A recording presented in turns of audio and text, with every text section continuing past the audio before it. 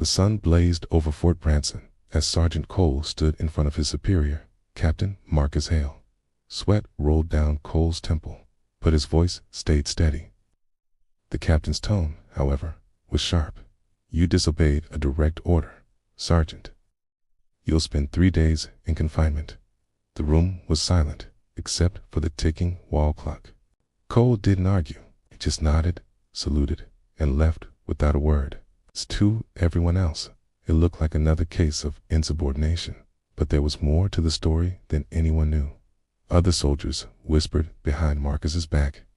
"Cole's a good man," one said. "Saved 3 men last month. Maybe the captain's too blind to see it." But Marcus didn't listen. Rules were rules, and to him, discipline mattered more than emotion. The only thing he despised more than disobedience was excuses.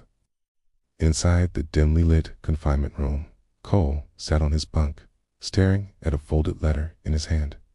It was creased, old, and smudged, written in faded ink. He had carried it everywhere since the day he enlisted. He whispered, "One day, he'll know." Then he folded it back into his uniform pocket. 2 nights later, the base alarm went off. Convoy had been hit 20 miles east. Captain Marcus quickly assembled a rescue team, and to his shock, Sergeant Cole's name appeared on the emergency roster. "He's still serving punishment," Marcus barked. "Sir," said the lieutenant. He volunteered before the order came. Under the burning desert sky, explosions echoed in the distance. The rescue convoy moved through shattered roads and smoke. Cole, still technically under punishment, jumped into the front jeep beside Marcus.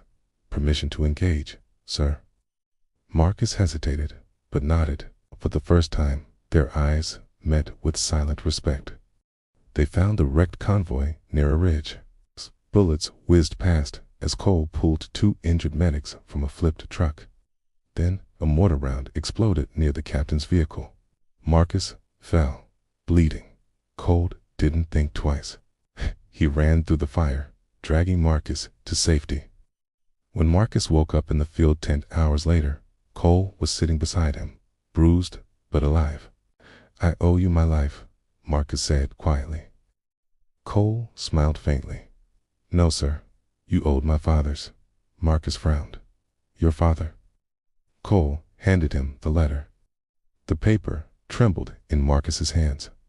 The letter was addressed to Captain Marcus Hale, written 15 years earlier by Private Daniel Cole, the man who had once saved Marcus's life in Afghanistan. It read, "If anything happens to me, promise me you'll look after my son. He wants to serve someday." Marcus's eyes widened. "Daniel Cole, your father?" "Yes, sir," Cole said softly. "You promised him." Tears filled Marcus's eyes. He looked at the soldier he had punished, the son of the man who once saved his own life. "I failed that promise," Marcus said. Cole shook his head. "No, sir, you kept it. You made me stronger." For the first time, Marcus broke protocol. He stood, saluted Cole, and said, "Sergeant, I owe you and your father everything." Weeks later, Captain Hale recommended Cole for the Medal of Valor during the ceremony. Marcus read the letter aloud, his voice breaking with emotion. "Sometimes," he said, "a soldier's greatest act of service is forgiveness." The crowd stood in silence, then erupted in applause. And for Sergeant Cole, that single moment felt like his father's promise had finally come full circle.